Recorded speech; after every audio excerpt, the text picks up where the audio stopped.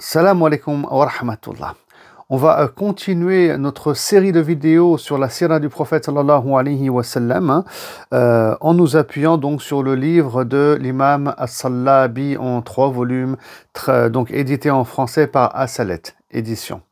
Et on est toujours sur le sujet de la naissance du prophète Mohammed sallallahu alayhi wa sallam. Et puis je rappelle bien sûr que vous pouvez vous abonner à l'Institut Mi'raj, à mes cours sur la vie du prophète Mohammed sallallahu alayhi wa sallam pour tous ceux qui veulent en savoir bien plus avec des enseignements spirituels et contemporains. Il y a près de 70 heures, même des cartes, etc.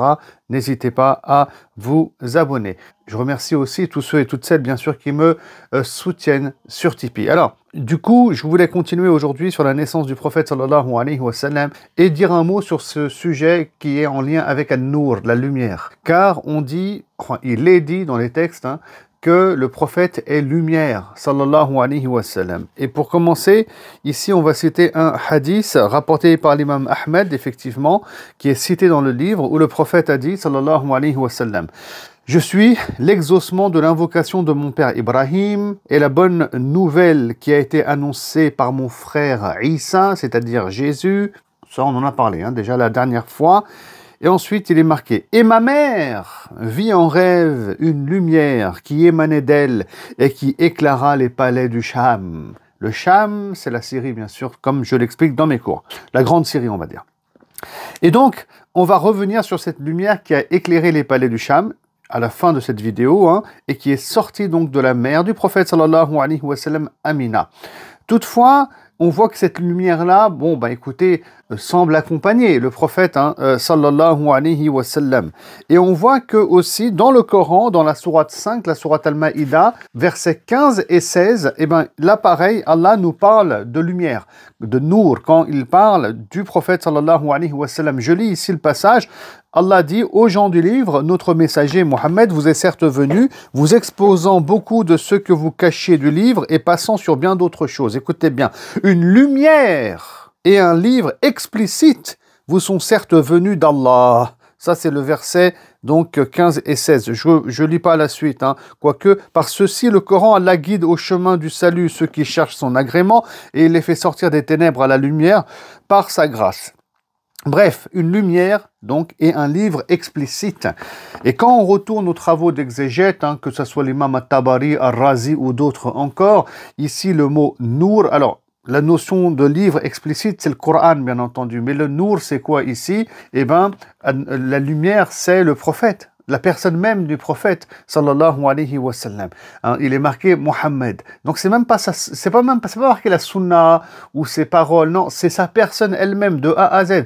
C'est-à-dire ses approbations, ses paroles, ses actes, sa réflexion, son ijtihad, tout ce qui est en lien avec sa personne, finalement, c'est ça qu'il faut comprendre ici, est considéré comme lumière. Lumière qui guide, qui éclaire. C'est ça la notion ici. La lumière, vous savez, elle éclaire. Si tu enlèves la lumière, il fait sombre, on n'y voit plus rien et on est dans les ténèbres. Donc Mohammed est une lumière, sallallahu alayhi wa sallam, dans ce sens-là. Parce que sinon, bien sûr, il est fait de chair et de sang, comme il est marqué aussi dans le Coran.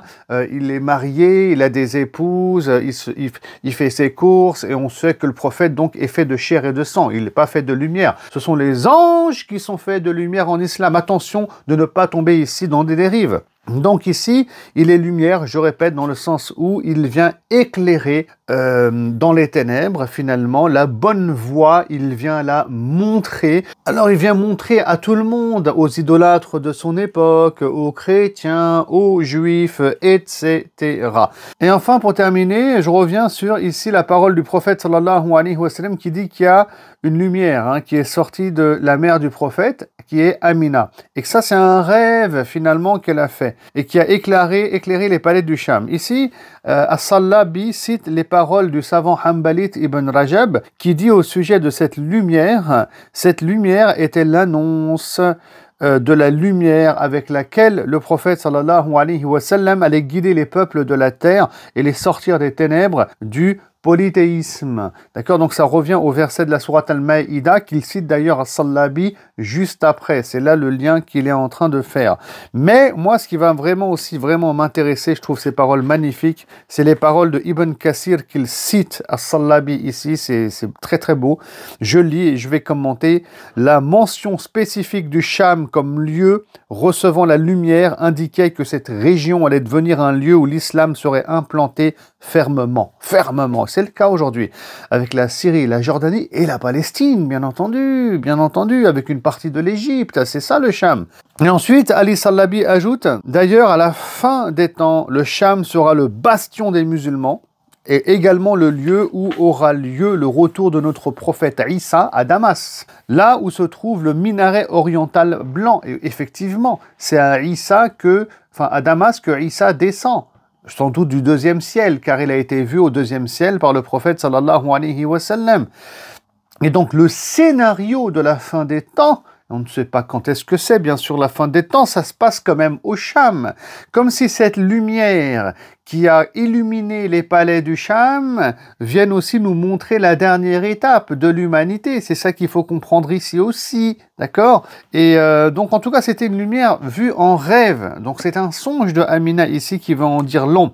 Et le prophète aussi a dit dans un hadith authentique que As-Sallabi ici va citer, « Un groupe de ma communauté demeurera dans la vérité et ne sera jamais atteint ni par ceux qui se détournent d'eux, ni par ceux qui s'opposent à eux. Et ce jusqu'à que vienne l'ordre d'Allah. » Et dans la version de l'imam al-Bukhari, ils se trouveront au Cham. Donc des gens qui sont croyants, qui vont s'accrocher à Dieu, qui vont s'accrocher à l'islam. Peut-être que le monde entier va tomber dans les ténèbres et va s'égarer. Mais ces gens qui sont au Cham, on le voit aujourd'hui vraiment avec les Palestiniens qui sont bien vaillants face à l'oppression, etc. Écoutez, eux vont rester accrochés à cette belle vérité, comme ici a dit le prophète sallallahu alayhi wa sallam. Donc c'est vraiment intéressant. Si on devait peut-être ici conclure, une lumière qui éclaire la scène de la fin des temps, la lumière qui est aussi Mohammed, qui vient nous éclairer par rapport à la vérité et l'islam, comme si ces gens du Cham, à la fin des temps, nous éclairent nous aussi. Ils sont comme un nour par rapport à la voie à suivre, par rapport à la vérité, alors que le monde va sombrer dans les ténèbres. Donc, le scénario de la fin des temps avec Isa, une scène importante, une connexion que le musulman va devoir faire entre son cœur et donc cette fin des temps, la prochaine et dernière étape de l'humanité, puisqu'il n'y a pas de prophète après Mohammed sallallahu alayhi wa sallam. Alors du coup, As-Sallabi, comme il avance les choses, et quand il revient sur Ibn Rajab et ensuite sur Ibn Kathir et il cite ces paroles du messager de Dieu sallallahu alayhi wa sallam, écoutez, c'est toute cette compréhension qu'il est en train de souligner, subhanallah. Assalamu alaikum wa rahmatullah. Si tu souhaites connaître le prophète sallallahu alayhi wa sallam sur la base de sources solides, si tu souhaites tirer des enseignements de sa vie qui sont spirituels pour que toi aussi tu évolues spirituellement, tu vis ta spiritualité dans la société, si tu souhaites développer ton amour pour Allah subhanahu wa ta'ala, pour le prophète sallallahu alayhi wa sallam et vivre le bonheur spirituel dans ce monde et ensuite dans l'au-delà, je te propose 3 niveaux de cours. Et à le niveau 1, c'est le niveau qui est vraiment débutant mais fondamental. Et là, vous allez avoir un cours sur la vie du prophète comme vous n'avez jamais eu. C'est 70 heures de cours. Vous êtes tous la bienvenue. Il y aura des cartes, des enseignements. C'est 20 années d'expérience que je partage avec vous. Ceux qui veulent aller encore plus loin, il y a le niveau 2 et le niveau 3. Le niveau 2, c'est un cours sur les 4 califes, un cours sur les épouses du prophète sallallahu alayhi wa sallam, un séminaire sur la mosquée du prophète sallallahu alayhi wa sallam, des séminaires sur les shama'il de l'imam at-Tirmizi, Nour al-Uyun, le prophète dans le Coran, la vie des compagnons, le hajj du prophète sallallahu alayhi wa sallam, etc. L'angle spirituel, l'éducation spirituelle, l'amour, le savoir solide, c'est ça qui va nous intéresser bien entendu. Et enfin, tu as le niveau 3, il est en construction, mais ça sera du spirituel, il y aura du tafsir, de l'exégèse, pour qu'il y ait un lien entre nous, le prophète et le Coran, il y aura plein de choses, plein de surprises, c'est en construction. Là, c'est le niveau excellence. Je vous dis à très bientôt. Salam alaikum wa rahmatullah.